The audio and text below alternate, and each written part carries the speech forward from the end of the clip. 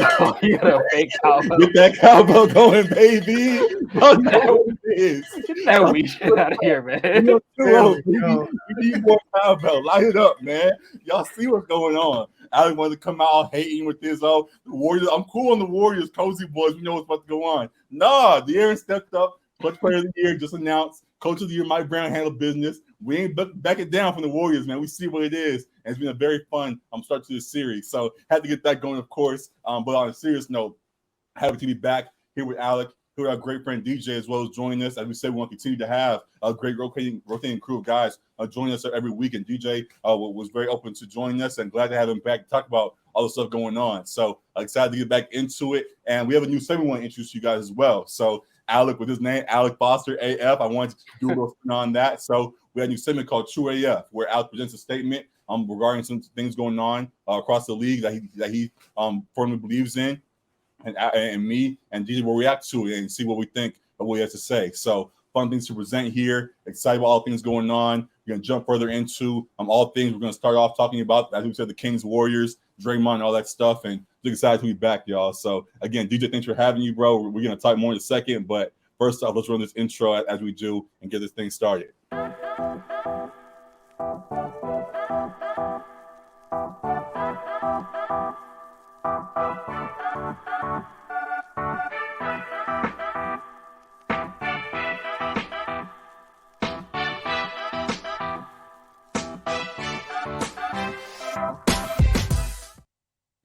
So we know what it is. We know why we're here. Game 2 went down a couple of days ago, and we saw when it went down with the stomp that was heard across the world. How you want to describe it? Draymond and his mess that overtook the talk that went on with that game, because the Kings themselves put on a great game beyond all the answers that were going on within it, to go up 2-0 in the series and continue on a very impressive run that many folks did not see them getting off to, at least early on. There may have been folks that said there may have been Warriors in 6, something like that, so they did think that the Kings might win a game or two, but no one thought it would go like this, as they've definitely been holding their own, have had some impressive victories so far. So good stuff to see here. Real quick, just any quick first comments on what you guys have been seeing so far. DJ, with you being on, we'll go ahead and toss to you first. What you think about this series so far? Bro, how lucky are we that this is the first round of the playoffs for this matchup, bro? Like this for real real quick, is that a good or a bad thing? I think it's a great thing. Like win or lose, Warriors or Kings, I think NBA fans in general are winning with this series for sure. Storylines, entertainment, excitement, drama, the whole thing. I mean, I don't know if you could expect anything less from Draymond and them, but yeah, man, it's been so cool to see that Kings fan base just, finally being able to celebrate and enjoy their team. So it's just been wild, but I'm loving every second of this series, man. Absolutely. Same here. Alec, what do you think about the series in whole so far? Yeah, I wholeheartely agree with DJ. I think it's been a phenomenal series to watch. Both games have been competitive throughout. And I think both teams play a very high speed brand of offense. So it's fun aesthetically as well to watch. And there's real fans, as he said. There's maybe some legacy talk on the line as well. Yeah, I was saying we've got De'Aaron Fox on a potential superstar ascension, cementing himself in that discussion. Talk about it. I think we'll probably get a little bit more in depth into series breakdown, but I think we talked about trusting our eyes last. No, episode. I talked about trusting your eyes. Y'all want no. I'm saying you and Vic. Got it. That was the point from Vic, and I think from my eyes and seeing the Warriors struggle on the road all year, it's looking like Kings in 7 to me. Like I had Warriors in 6, but I think they can't win a game on the road, and especially in that environment. I know Draymond went down, so it's looking like the Kings have more of the upper hand, even more so now.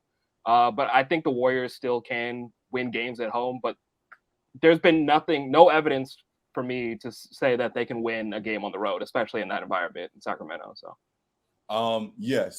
So I agree with you, at least somewhat. While I obviously started off very excited and very happy for the Kings' success and do see them going on to win this series, I think it's going to take them winning one in Golden State. I think they're gonna have to go. They're gonna have to if they gotta get this game 3 with Draymond out to make sure they get this series. If they allow the Warriors to win this game without Draymond in the building, it could allow them to get some momentum going to game 4 also at home, and then they could find a way the rest of the way with it tied up to win two of 3 in that final stretch. Though it would require them to win one of those on the road, but as all the experts always say, the series doesn't start till a team wins a game on the road, and I think the Kings are more likely to do that going to Golden State than Golden State is likely to do that going back to Sacramento. So, yeah, I really hope that the Kings get it done in this game 3, and then we'll see from there. But, yeah, definitely very interesting things going on with the squad. I'm just happy for the success, the low I'm seeing from them, and I'm glad that as you pointed out, I'm glad I trusted my eyes and believe what I saw all year from this squad. I'm glad that it's carrying over into the playoffs. So, good stuff there. And now to the point that I wanted to highlight, as you said, wanted to introduce a new segment talking about True AF. Alec's name, Alec Foster AF. Want to do a little spin on that. So we have a new segment for you guys where Alec presents a statement, a bold claim for me and DJ to react to. So Alec, what's your quote? What's your bold claim of the week in regards to this series? Yeah, I mean, it kind of started at the beginning of the year with Draymond swinging on Jordan Poole in practice, sure. Which I think sometimes we kind of forget about still. But I think Draymond is done in Golden State regardless of what happens this series. Golden State could still potentially beat the Kings, but his contract is going to be up. I'm sure he's still going to want a sizable contract. I think that was part of the issue a little bit with the Jordan Poole tension as well. Mm-hmm. But I think the antics again coming back to haunt them in a critical playoff series in round 1 where it's looking very much 50-50 and now leaning even more so to the Kings after they protected home court. Correct. For him to do something that jeopardizes his availability once again, I think it's going to leave a bit of a sour taste in the organization's mouth, putting them in that predicament like he did in the finals against the Cavs. It's a potential series swinging incident. And I think it's going to be hard to come back from, especially with him not on the floor. And then if they're to lose this series, I think there's no chance that he comes back if they lose it. Maybe like a 1% chance if they do go on to win the finals. But I don't see them as a championship contender at this junction with how they struggle with inconsistency and defensively and especially on the road. So I think Draymond's done in Golden State. DJ, you go first. What you think? I think that is semi-true AF. I'm with Alec. I think there is a small percent chance that he stays with Golden State, but I mean, I think he even said it earlier in the season. He said the writing is on the wall in terms of him staying with the Warriors, and I think that quote might have even predated him knocking Jordan Poole's lights out. So, I just think it's a tough, complex situation with Draymond because the Warriors don't win almost. You could probably say any championship without Draymond. Yeah.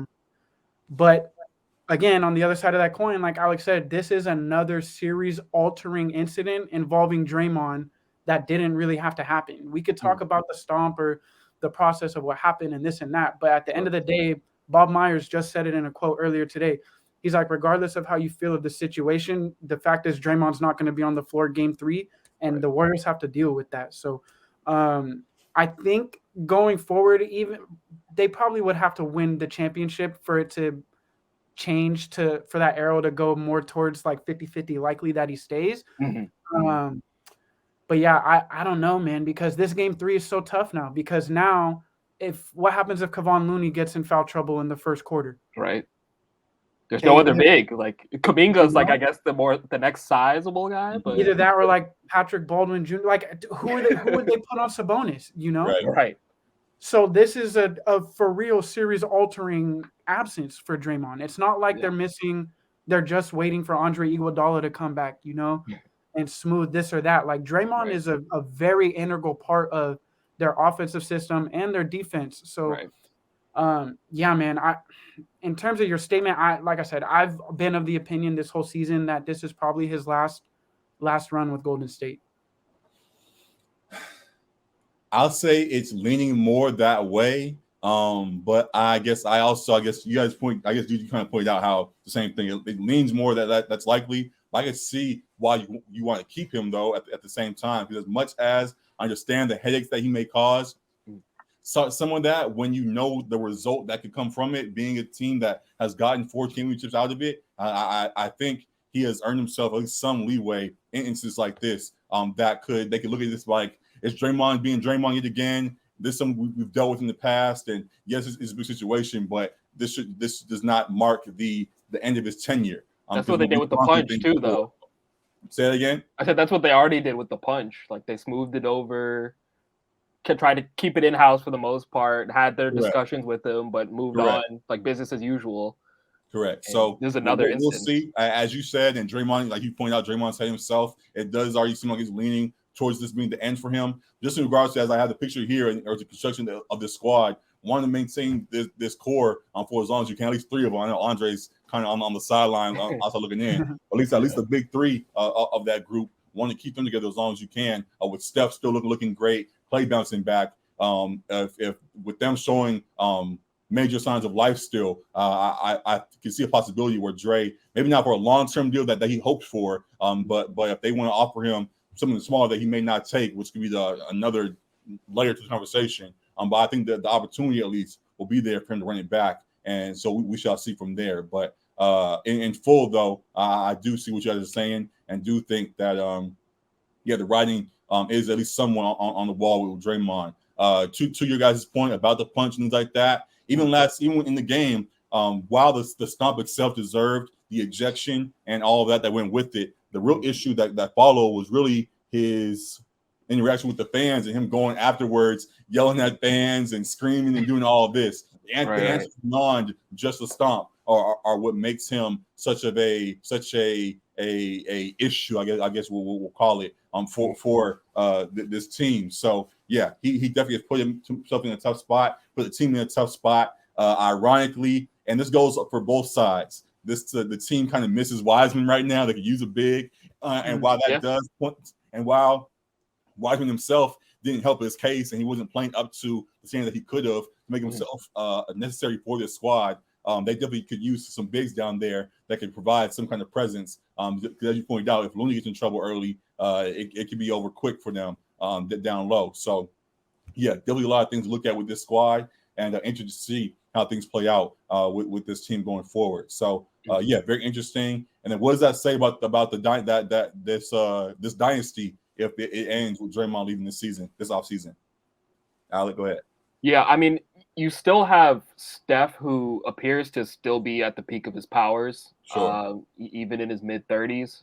So you do have cornerstone of the franchise that you can build around, but it is tough when you have these young guys who they've sought to and they were successful in doing it last year, rebuilding in a sense, bringing in young guys, but also having veterans too at the same time. And they were able to win a chip last year.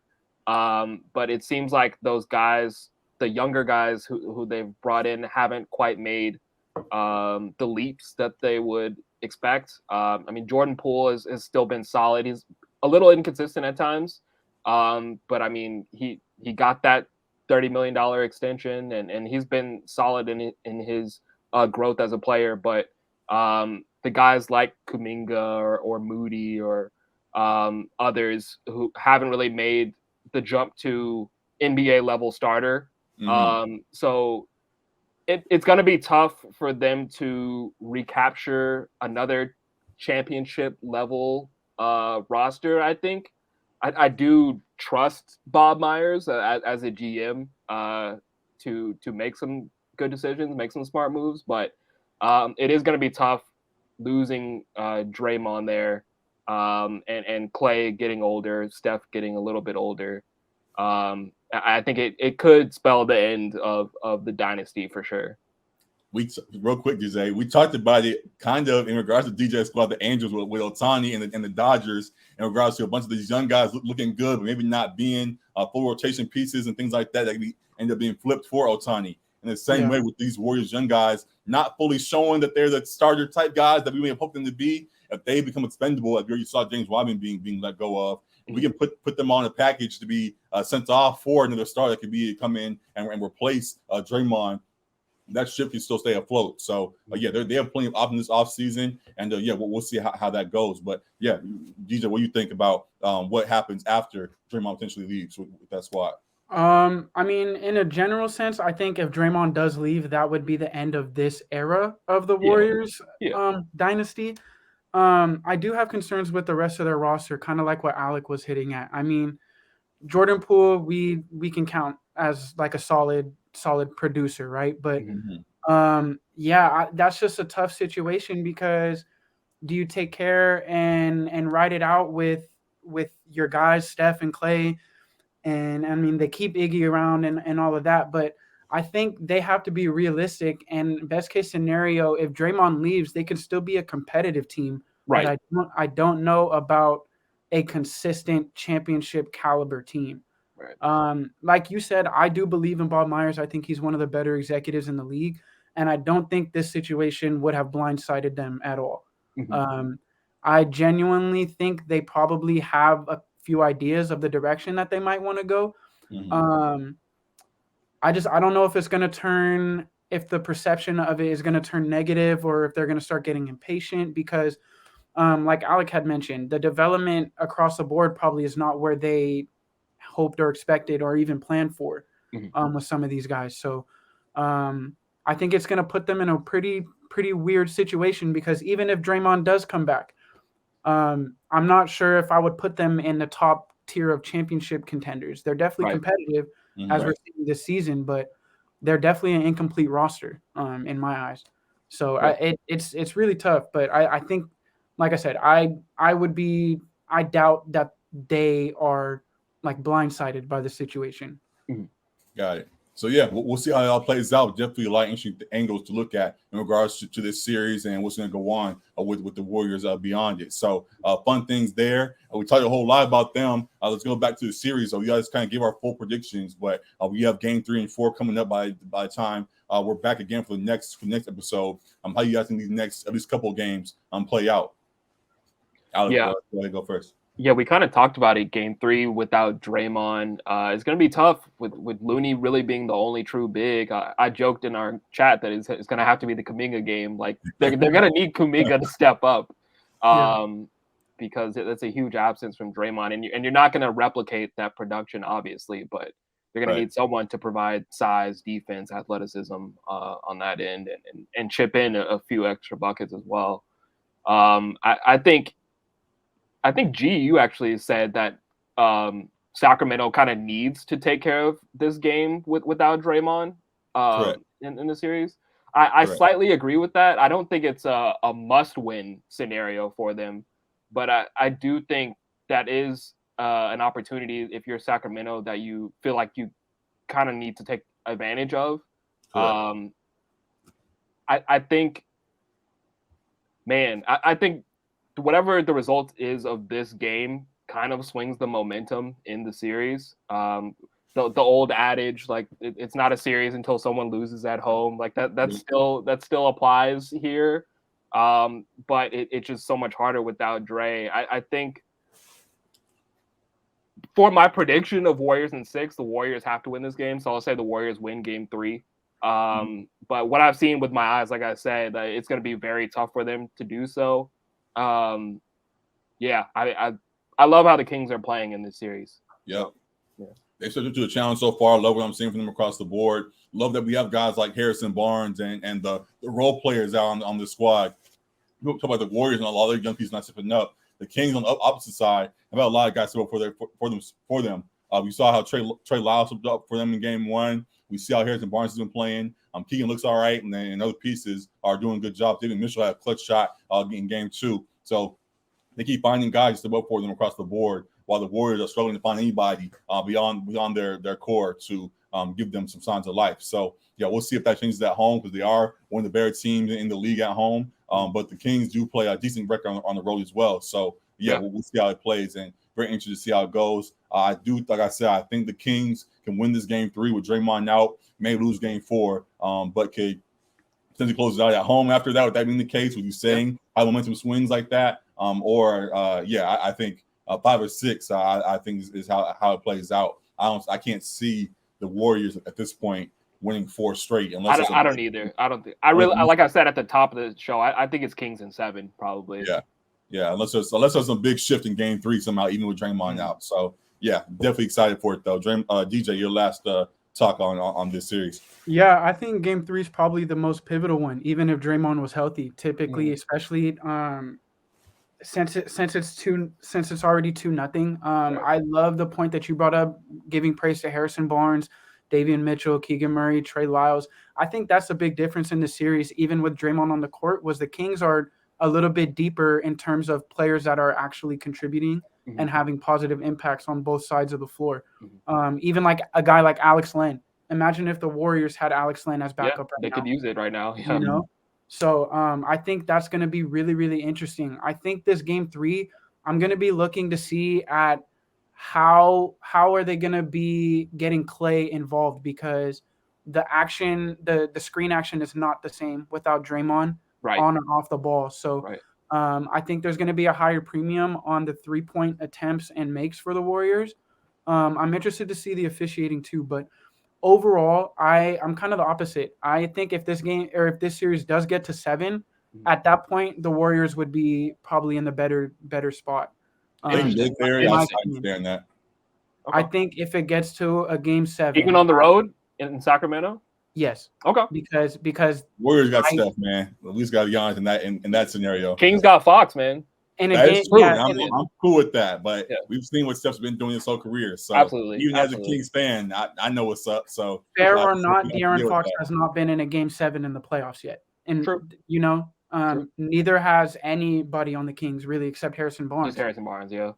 So I think it's very, very interesting. It really could go either way. I could totally see the Kings kind of not having an easy Game 3, but having a convincing victory, and at that point, maybe the Warriors get 1 and it turns into like a gentleman's sweep. But yeah, I don't know. Maybe I guess my prediction, I'm talking myself into, whoever wins this game wins the series. Okay. So maybe that's my true AF statement. All right. Sounds good. My last question for you guys is this: as we are the Laker pod and all that, and we talk ourselves about the Lakers all the time. Hopefully, this picture shows up clear. I want y'all to be honest here. Okay. Better role player right now, Malik Monk or Austin Reaves? That's close, to be honest. That's what I'm asking. I was gonna say too, I don't think we even really mentioned Malik Monk very at much. All, yeah, he's been exceptional, and the Warriors struggling with their point of attack defense against him and Fox. Like that was a major reason why they lost Game 1. Like they could not keep them in front, and were just fouling incessantly in the fourth quarter. So Malik's been sensational and pivotal in this series. I think because of his impact. Man, like that's close, because Reaves closed the game with AD and I literally was about to say you had AD, LeBron, D'Angelo, and Rui, who was on fire too on the court, and they were all deferring to Austin Reaves for 5 straight minutes in the fourth quarter. And I don't know, man. My answer probably would have to be Reaves, because he probably has a little bit more responsibility in terms of the offense. Yeah. I mean, he was an initiator as well too.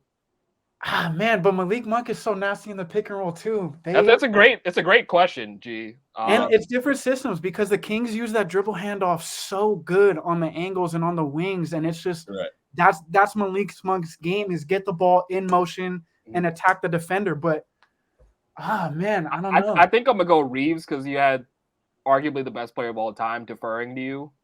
so I'm gonna go with Reaves in this one. I totally get that and see his impact and never salute that. And that's why I asked the question, because it is a toss-up. I still say Malik, though, what he's been able to do, I'm seeing how he contributes to the squad off the bench and things for the Kings has been great.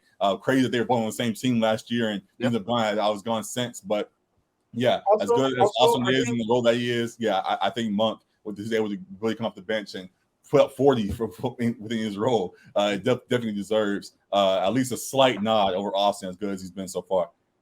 Let me ask a quick question. Are we considering Austin Reaves a role player still? Because he's been starting for the last home stretch of the regular season. Role players can be starters, right? Yeah, they can. They can. I mean, that's a good question. Even as a starter, he has a certain role he plays within that. Yeah. beyond just arguably been the third best player for them, most consistent. You're not thinking it's a big three, are you? Is that what you're saying? No. You see, you always try to stretch it a little bit to make me sound crazy. No. I'm just trying to clarify. That's all I'm here. That's all I'm doing. No, but Malik Monk is liable to give you a 30-piece chicken nugget off the bench like at any time, man. So I don't know. He's a human torch. So yeah, I don't know. For sure. Yeah, no, that's a great debate. Lakers had them both last year, man. Hey, oh well, they're still doing good now, so it's all right. Yeah. But yeah, fun things across the board with these guys. They decided to keep following this series as things go along. Thank you, DJ, for this first episode that we just did. Definitely gonna jump back into it right now to talk more about the Clippers and Suns series that's about to go down. We'll go this series, actually. Clippers Suns series that's gonna go down. And we'll talk Lakers another day with the game happening tonight. So yeah, fun things across the board here. Appreciate y'all for tuning back in. We're keeping this ball rolling. Excited to continue talking about all the things going on in the playoffs. We'll get to more baseball at a later date. The season is going along, though, and things are looking up and down a little bit, I'll be honest. But we'll get back to it another day. But for now, as we always say, thank you for tuning in. Like, rate, review, subscribe, share, comment. Whatever you got to do to show love. Appreciate it all. And we see you guys again real shortly, man. Appreciate y'all. Peace. It was just